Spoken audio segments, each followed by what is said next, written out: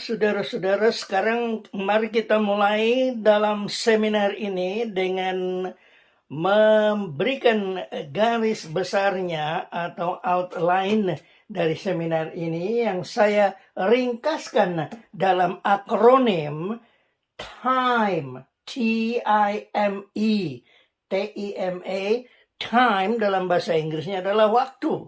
Nah, tentu saja kita tahu pepatah yang berbunyi time is money, waktu itu adalah uang. Tapi saya merasa lebih penting lagi kalau kita mempraktekkan dan menjaga dengan baik bahwa time is life. Waktu itu adalah kehidupan. Kalau kita tidak punya waktu berarti tidak punya kehidupan lagi. Biar betapapun kayanya kita, kalau waktu kita sudah habis, well, dison maradian atau rest in peace, jadi almarhum. Nah, oleh sebab itu kita harus menjaga baik-baik waktu kita, time kita. Dan huruf yang pertama T itu adalah bagi saya trust in God, berharap, berserah, berpasrah kepada Tuhan. Seorang yang mempunyai Tuhan, yang berpasrah dalam hidupnya, bisa mengatakan, oh Tuhan, tolonglah, peliharakan aku, tolong berkati aku. Dia adalah orang yang berbahagia dibandingkan dengan orang-orang yang betapa kayanya pun di dunia ini, tapi tidak mempunyai Tuhan di dalam hidupnya. Jadi, time adalah yang pertama dan penting, trust in God, berpasrah, berharap kepada Tuhan, bergantung sepenuhnya kepada Tuhan. Yang kedua adalah I, untuk intake. Intake artinya asupan. Apa yang kita masukkan ke dalam tubuh kita, itulah jadinya kita nanti. Whatever you put into your body, that's what you are. You put junks into your body, you become a dustbin atau keranjang sampah atau tong sampah. Masukkan sampah, Anda jadi tong sampah. Jadi masukkan ke dalam tubuh kita hal-hal yang penting untuk membangun tubuh itu, untuk sehat, sukses. Sekarang di dalam intake itu ada 3 yang penting. Yang pertama adalah air, bukan air tapi air. Dalam bahasa Inggris artinya udara. Udara yang kita hirup, udara yang kita napas yang kita ambil ke dalam tubuh kita, itu sangat penting, itu paling penting.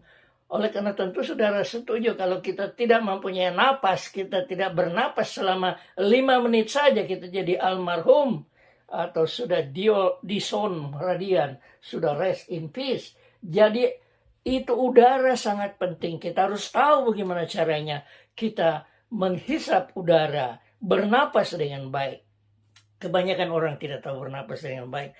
Kalau saudara-saudara perhatikan mereka itu tidur atau mendengarkan orang yang tidur, biasanya bunyinya begini. Nik, nik, nik. Artinya, napas itu kita hisap masuk ke dalam paru-paru kita hanya hitungan dengan 1, 2. Keluarnya juga 1, 2. 1, 2. 1, 2. 1, 2. 1, 2. Hanya 2 detik saja masuk, 2 detik keluar. Nah, kalau itu terjadi terus dalam kehidupan kita, maka berarti napas itu yang segar, yang bersih, hanya masuk ke 1/3 paru-paru kita, lalu keluar lagi, dan yang 2/3 paru-paru kita itu berisi napas yang kotor, yang keluarnya hanya pelan-pelan saja, ditimpa lagi dengan napas yang bersih, yang di bawah itu susah untuk keluar dengan secara sepenuhnya. Jadi kalau bernapas harus belajar bernapas, hitung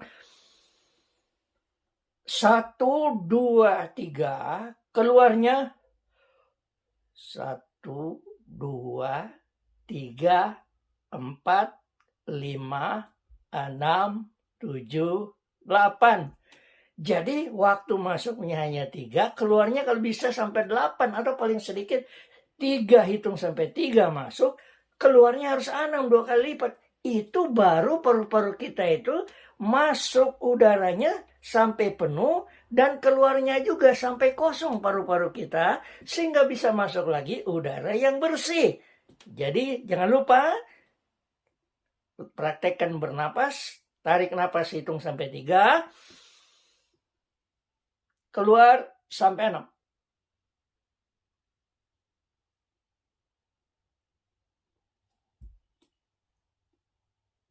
Atau 8. Kalau saudara bisa lakukan itu, maka saudara punya napas itu yang mengandung oksigen atau asam asam yang diperlukan oleh seluruh tubuh kita, terutama sekali otak kita, membutuhkan 20% dari oksigen yang masuk ke dalam tubuh kita. Padahal otak kita itu hanya 1,5 kilo saja. Kalau tubuh kita rata-rata 60 kilo, berarti hanya 1/40, tapi dia tuntut 1/5 dari itu oksigen yang masuk ke dalam tubuh harus sampai di kepala kita, di otak kita. Alright, jadi yang pertama adalah air, udara. Napas, belajar bernapas dengan teratur dan dengan tepat. Kedua adalah water, air jernih. Bukan air kotor, bukan air yang sudah diwarnai, air yang ditambahi dengan gula. Tidak baik untuk tubuh kita. Tapi air itu harus air bersih dan air yang steril, dan kita masukkan ke dalam tubuh kita sebanyak 1,5 liter atau di antara 6 sampai 8 gelas tiap hari. Itu perlu minimum 6 sampai 8 gelas tiap hari. Kalau kita tidak minum cukup air, maka tubuh kita akan rusak dan kita akan berpenyakitan. Nah, ada orang yang di dunia ini hanya tahan sampai beberapa hari saja. Menurut National Geographic Magazine, boleh dikata hanya ada seorang yang pernah hidup sampai 14 hari tidak minum air. Orang itu adalah terapung-apung di atas pelampung,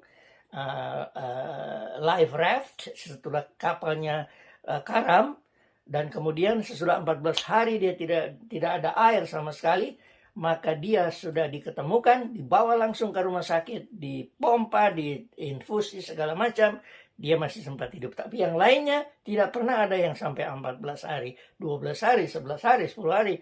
Kebanyakan sudah meninggal, sudah jebol dia punya ginjal. Nah, jadi saudara-saudara ingat, tiap hari paling penting 6 sampai 8 gelas air minum. Kemudian yang ketiga baru makanan, sebab kita ada orang yang bisa tahan sampai beberapa puluh hari tidak makan, mogok, hanya minum air saja, tapi masih bisa tahan hidup. Nah, oleh sebab itu adalah makanan yang ketiga. Tapi yang paling penting adalah apa makanan yang kita masukkan ke dalam tubuh kita itu. Kita harus makan terdiri dari 65% makanan-makanan yang sehat, terdiri dari buah-buahan, biji-bijian, kacang-kacangan, dan sayur-sayuran. Ini harus 65% dari apa yang kita masukkan ke dalam tubuh tiap hari. Dan harus di Indonesia tentu saja kita tidak bisa dengan mudah dan sanggup untuk membeli buah-buahan seperti apel, anggur, ceri, dan lain-lain. Tapi buah yang paling baik untuk tubuh kita dan yang ada di Indonesia dengan harga yang murah adalah pisang, pepaya, dan buah-buahan yang lainnya yang pada musimnya di Indonesia yang cukup murah dibandingkan dengan seperti kami di Australia ini.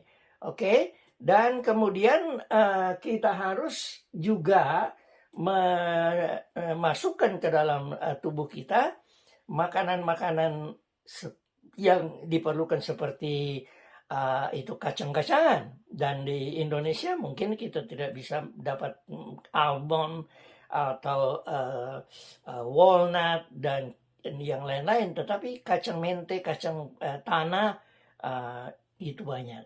Dan untuk karbohidrat, kalau boleh jangan makan nasi putih, kecuali kalau nasi putih itu adalah organik, bukan nasi putih atau beras putih yang ditanam seperti biasa para petani dengan menggunakan pupuk kimia. Kalau tidak, maka beras yang bagus adalah beras merah, beras pecah, beras merah, atau beras hitam kalau bisa. Itu adalah yang paling baik. Baiklah, kemudian M-nya dari sesudah TIM adalah meeting atau to meet, bertemu, and help, menolong orang lain, berasosiasi. Kita ini manusia sosial. Kalau kita hanya sendirian saja, maka kita tidak akan bisa tahan lama. Oleh karena seorang manusia itu dia perlu untuk mengadakan pergaulan, untuk saling menyapa, untuk saling mendorong satu sama lain, menolong satu sama lain. Dan ternyata kalau kita menolong orang lain, sebenarnya faedahnya 2 kali lipat datang kepada kita sendiri. So M-nya adalah meet and help, berasosiasi, menolong orang lain. Dan yang terakhir adalah I, exercise, adalah olahraga. Olahraga yang paling sederhana saja sebentar saya akan ajarkan kepada saudara-saudara yang dapat kita lakukan. Dan saya selalu lakukan, itulah sebabnya tubuh saya tetap sehat. Walaupun keluarga saya, mulai dari opa saya, kakek saya, bapak saya, kakek saya 35 tahun, sudah di Son Maradian, sudah rest in peace. Bapak saya 49 tahun serangan jantung sudah selesai. Kemudian adik saya yang kedua, saya yang pertama yang sulung, yang kedua 48 tahun serangan jantung habis. Kemudian yang ketiga, saya yang pertama, yang kedua 48 tahun, yang ketiga 47 tahun juga serangan jantung selesai habis. Yang keempat, dia masih bertahan lebih dari 50 tahun. Tapi yang kelima, yang paling muda, yang bungsu, dia umur 46 tahun sudah kena serangan jantung, tapi masih sempat ditolong oleh seorang ahli jantung di Makassar, dan dia meninggal kira-kira 4 tahun kemudian sesudah itu.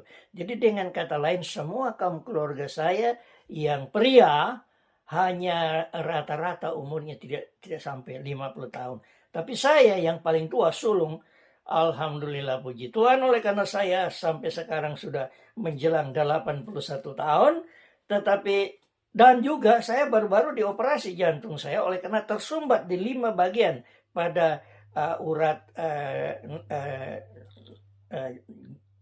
pembuluh darah saya. Dioperasi pada tanggal 30 Maret yang lalu. Jadi berarti 1 tahun yang lalu saya dioperasi di 5 bagian dari itu pembuluh darah saya. Sebenarnya dokter tidak terlalu yakin pada waktu mengetahui keadaan saya, dan tanyakan kepada istri saya, mengatakan bahwa saudara-saudara saya dan bapak saya dan kakek saya semuanya meninggal di bawah 50 tahun.